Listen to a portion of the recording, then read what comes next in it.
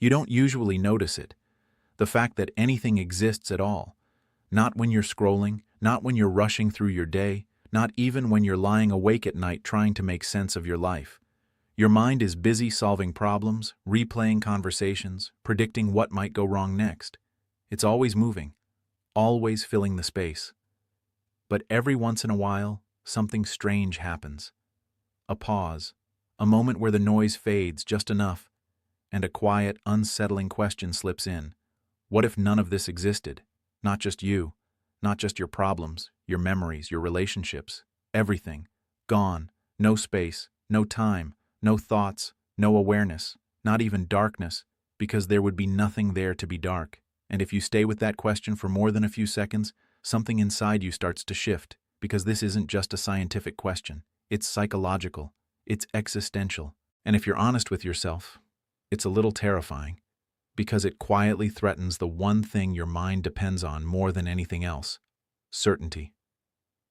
You've spent your entire life assuming that existence is normal, that something being here is just the default. You wake up, you breathe, you think, you feel. The world is there. People are there. Your identity feels solid, continuous, real. But that assumption hides something deeper, something your mind doesn't like to confront. Because if you really think about it, why is there something instead of nothing? Not in a poetic sense, not in a philosophical, it's beautiful kind of way, but literally, why is there anything at all? This is the question that unsettled some of the greatest minds, not because it has a clear answer, but because it doesn't behave like a normal question. It doesn't lead you forward. It pulls the ground out from under you. And psychologically, that matters more than you think. Because your brain is wired to seek stability. It builds models of reality. It tells you what's safe, what's dangerous, what's meaningful. It constructs a story where you exist, where your life has continuity, where tomorrow will come. But this question breaks that story. If nothing could have existed, then everything you rely on becomes fragile, accidental, unexplained, and your mind doesn't like that, not one bit. So what does it do? It defends itself, quietly, subtly. You might notice it as a kind of resistance, a feeling that this question is pointless, or too abstract, or not worth your time. That's not random. That's your psychological defense system doing exactly what it's designed to do: protect you from uncertainty so deep it threatens your sense of reality. Because if you follow this question all the way down, you don't just lose answers. You lose the framework that makes answers possible, and that can feel like falling. Now here's where it gets more interesting, because this same psychological pattern doesn't just show up when you think about the universe. It shows up in your life, in your relationships, in the way you see yourself. Think about it. How often do you avoid certain questions? Not because they're irrelevant, but because they're destabilizing. Questions like, what if this relationship was never real? What if the version of yourself you've been protecting isn't who you really are? What if the meaning you've attached to your struggles is something you created just to cope? Those questions feel dangerous, not physically, but psychologically, because they threaten the structure your mind has built to keep you functioning. And just like with the question of why anything exists, your mind resists going there. It distracts, it rationalizes, it fills the silence. This is how manipulation works too, not always in obvious ways. Sometimes the most powerful manipulation isn't about controlling what you think. It's about controlling what you never question.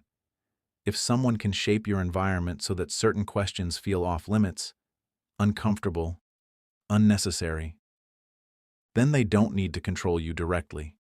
Your own mind will do the work. You'll avoid the uncertainty for them. You'll protect the illusion for them. Because facing the alternative feels like stepping into nothingness. And that's something your brain is deeply wired to avoid. But here's the paradox. The same question that destabilizes you is also the one that can free you. Because when you sit with it long enough, really sit with it, without running away, you start to notice something unexpected. You don't disappear. The fear rises. The discomfort builds.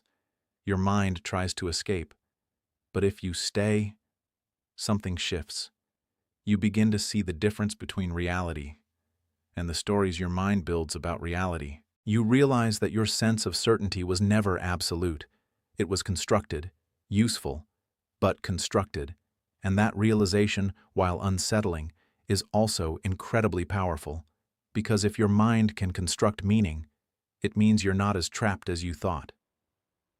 Let's slow this down for a moment. Right now, you exist. You're listening. You're aware. That awareness feels stable, continuous. But is it? Or is it something that's constantly being recreated, moment by moment? If everything could have been nothing, then your existence isn't guaranteed. It's happening right now.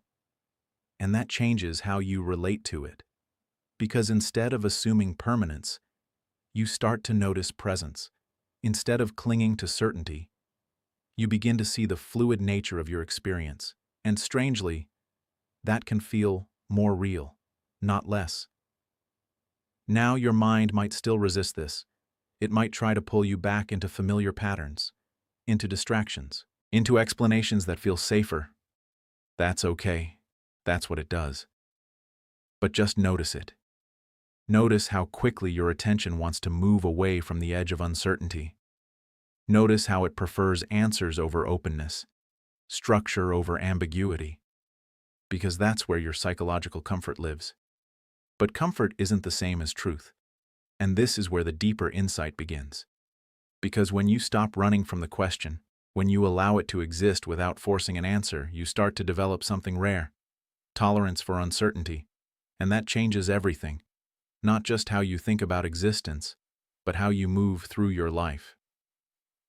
You become less reactive, less desperate for control, less dependent on fixed narratives about who you are and what your life means. You start to see thoughts as thoughts, emotions as experiences, not as absolute truths. And this is where a quiet kind of strength begins to form. Not loud, not dramatic, but steady. But because you're no longer trying to hold reality together with certainty, you're allowing it to be what it is. Now think about your relationships. How many conflicts are driven by the need to be certain? Certain that you're right, certain that the other person is wrong, certain that your interpretation of events is the only valid one. That need for certainty can create tension, defensiveness, even manipulation. Because if your identity depends on being right, then any challenge feels like a threat. But when you loosen that grip, even slightly, you create space. Space for curiosity, for empathy, for understanding. And that doesn't come from having better answers.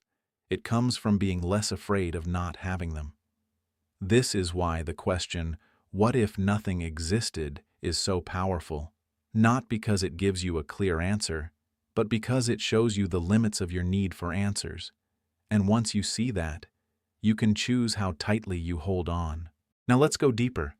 There's another layer here that most people never notice. When you imagine nothingness, your mind automatically tries to picture it. A void, a black emptiness. But that's not nothing. That's something. Your brain literally cannot represent true nothingness. And that's not a failure. It's a clue. It shows you that your perception of reality is always filtered, always constructed. You never experience reality directly. You experience a model of it. And once you understand that, you begin to question other things that once felt solid. Your fears, your assumptions, your interpretations of other people's behavior. You start to ask, is this actually true? Or is this the story my mind is telling to make sense of uncertainty? And that question can be incredibly liberating, because it creates distance between you and your thoughts, not detachment in a cold, disconnected way, but clarity. You're still feeling, still experiencing, but you're no longer completely identified with every thought that passes through your mind. This is where healing begins too, because so much emotional pain comes from believing our thoughts absolutely, believing that we're not enough, that we're unlovable, that we've failed. Those beliefs feel real, because your mind presents them as facts. But when you've sat with a question as destabilizing as, what if nothing existed? you start to see how fragile those constructions really are. And that doesn't invalidate your pain. It gives you space from it, space to question it, to understand it, to change your relationship with it. If you're still here, still listening, that means something important. You didn't turn away. You didn't scroll past. You stayed with a question that most people avoid. And that says something about you. It means you're willing to look deeper, to sit with discomfort, to explore the edges of your own thinking. And that's rare. So if this is the kind of thinking you want more of, the kind that challenges you, grounds you, and helps you see yourself more clearly, then staying connected to this space matters, because most of the world will pull you in the opposite direction, toward distraction, toward easy answers, toward certainty that feels good but keeps you stuck. Now let's bring this back to you, your life, your choices, your sense of self. If everything could have been nothing, then the fact that you exist isn't something to take for granted, not in a dramatic, everything is precious, cliché kind of way, but in a grounded, clear way. You are here, experiencing this moment, and that experience is not guaranteed. It's happening, right now. And when you really let that sink in, something shifts, not fear, not panic, but a kind of clarity, because you realize that you don't need everything to be perfectly understood to live meaningfully. You don't need absolute certainty to move forward. You don't need to resolve every question to be okay. You can exist with the questions, not as problems to solve, but as spaces to explore. And in that space, something unexpected happens. You start to trust yourself more, not because you have all the answers, but because you know you can handle not having them. That's real stability, not the illusion of certainty, but the ability to stand in uncertainty without collapsing. So the next time your mind tries to rush past a difficult question, pause. Notice it. You don't have to force yourself into discomfort, but you also don't have to run from it. Just stay a little longer than you normally would. Let the question exist without immediately trying to answer it, and see what happens. Because sometimes, the most important insights don't come from solving a problem. They come from being willing to sit with it. And maybe that's the real impact of this question, not whether we can explain why anything exists, but what happens to you when you realize that you can't. You become more open, more grounded, more aware of the stories your mind creates, and more capable of choosing which ones you believe. So no, we don't have a final answer, and maybe we never will. But the question itself, it changes you, if you let it. And in a quiet, almost paradoxical way, that might be more valuable than any answer could ever be.